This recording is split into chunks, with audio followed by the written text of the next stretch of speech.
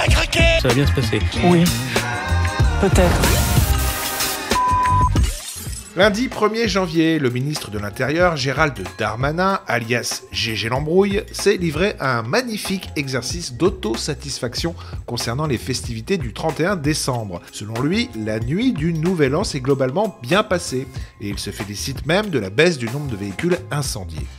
Sur l'ensemble du territoire national, les fêtes de la Saint-Sylvestre se sont également bien passées, avec des baisses aujourd'hui que je peux constater de véhicules brûlés. C'est 10% de véhicules brûlés en moins par rapport à l'année dernière. L'année dernière, c'était déjà 20% en moins par rapport à l'année d'avant, donc 745 véhicules brûlés. Bombe le torse, relève le menton, c'est qui le patron?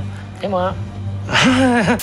Sauf que plusieurs personnes sur les réseaux sociaux sont allées exhumer le communiqué de presse du ministère de l'Intérieur du 1er janvier 2023, qui faisait état de 690 voitures brûlées.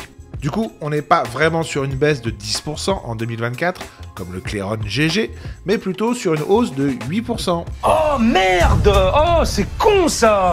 Alors, interrogé sur cette bizarrerie, le ministère de l'Intérieur explique que le nombre de 690 était en fait une estimation, et au final, il y aurait eu 811 voitures incendiées au Nouvel An 2023. Du coup, GG retombe sur ses pattes, car effectivement, 745 véhicules incendiés au Nouvel An 2024, ça fait bien 10% de moins que les 811 de 2023. Enfin, à peu près. Bon alors ça, j'ai jamais été doué en maths.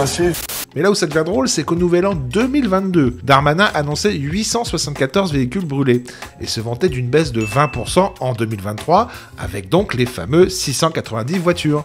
Mais comme on vient de le voir, c'était pas 690 en fait, mais 811 véhicules. Du coup, ça faisait juste une baisse de 7% et non pas 20. Tu mens!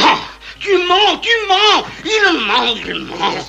Bref, Gérald Darmanin a menti sur la baisse de véhicules brûlés entre le Nouvel An 2022 et celui de 2023, et du coup, on peut se demander s'il n'est pas en train de nous faire la même pour 2024. Sacré GG, va! Ça va bien se passer.